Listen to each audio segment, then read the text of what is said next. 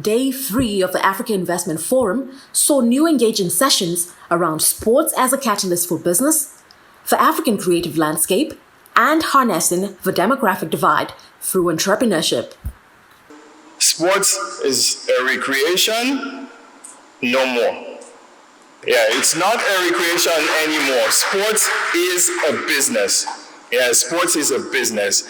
And when I look at my job and the industry that I manage, I'll give you an example. Nigeria, Kenya, South Africa, Ghana, none of those countries have an arena. Think about it. None of those countries, including South Africa, have an arena that you can come and play an NBA game, hold events, concerts, all those things that you need to use sports as an economic driver. We don't have it in those 4 incredible countries. Yeah, leading economies in Africa and the world. We don't have a sports arena. Censorship drives me crazy. First of all, government should not be involved in censorship. The private sector should censor themselves. Yeah. If you make movies, you should censor yourself. Government has no business. You have no business whatsoever. I totally agree. But I got to give a plug. Now, I got to say something that's really bothering me. A lot of people I grew up with in the entertainment industry are either poor, very, very poor, or they're dead, and they died poor.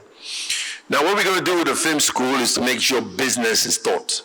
A lot of people don't know how to look after their money. IP has been funded for the last 120 years in London, in Los Angeles, in Paris, in Berlin. Mm-hmm. It's not a secret. No. There are financial models, there are institutions that all they do is fund publishing in music, fund slate deals in film, fund TV formats. As he was talking about the streamers are coming to Africa, and it's great, and we're happy. But as they're coming, they're also capping us on the continent. Sure. So they're putting a cap on the level of investment. But this cap on the level of investment, yeah, you say that, but guess what? Where's the African investment? It doesn't exist. As 3 days of engagement and deal-making processes comes to an end, how do the participants assess the platform's work? The Africa Investment Forum, organized by the African Development Bank, is a very well-organized event. It has brought investors from across our continent with potential investors from across the world sitting together in boardrooms discussing specific projects. You walk into a boardroom, there's a specific project that has been designed, the report on the progress of the project is made, the financing requirement is discussed, and the funding gap is also identified. So you will end up with this forum, like the other 2-3 forums that have taken place, with deals that have been closed and deals that have been committed to. And this is very important for our countries. It's a very good forum to be able to unlock investments. What this platform has done for us is that it has given us access to what the African market has to offer, and what opportunities are there. And so what this couple of days, or what we've been doing this couple of days, is to see what are those interesting opportunities across agriculture, across energy, across industrial chemicals, fertilizer, and all of those things, exports, and all of those things that we can do with the African market. Obviously, with the AFCFTA, there's so much even more opportunities, right? There's so much access to markets now. And what we're trying to do here is to see those ways where we can come in and support investment in African markets. Platforms like the AIF, or where we bring the different development partners, the African Development Group, Afreximbank, the Trade, the TDB, and others, to think together on how we mobilize the capital required to basically advance several agenda, regional integration being one of them.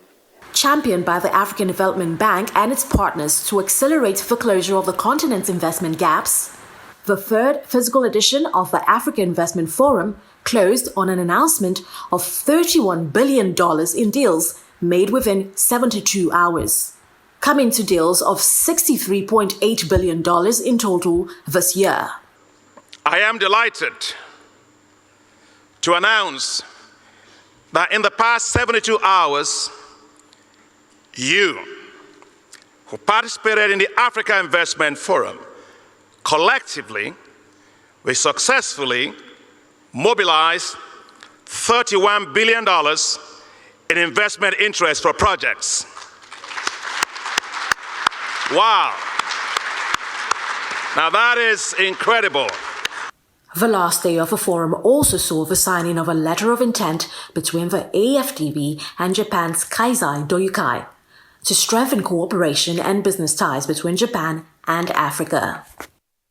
Abby Owolawi for Arise News.